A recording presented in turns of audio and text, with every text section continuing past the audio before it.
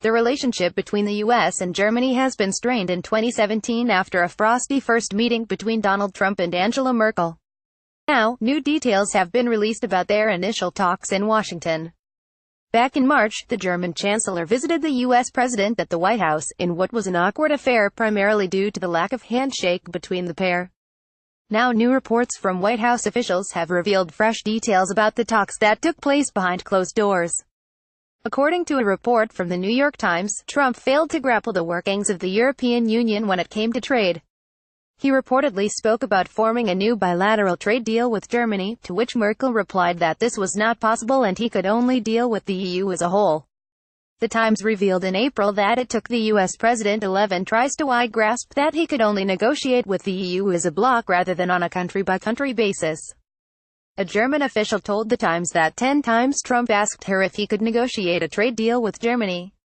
Every time she replied, "You can't do a trade deal with Germany, only the EU." It was only on the 11th time that Trump understood the state of trade with the EU and said, "Oh, we'll do a deal with Europe then." Since that initial meeting, fresh details have emerged about how the events unfolded at the White House. NYT reported that Trump asked whether an EU trade deal would be bilateral, to which Merkel simply nodded.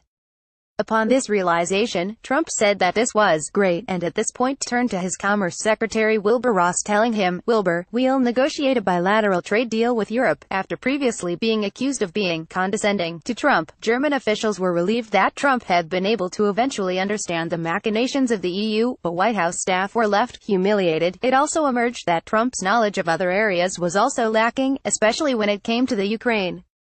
In an earlier phone call between the two world leaders, Trump had little idea of the importance that Ukraine had in the transatlantic relationship, and the symbolism that it represents between Europe and Russia.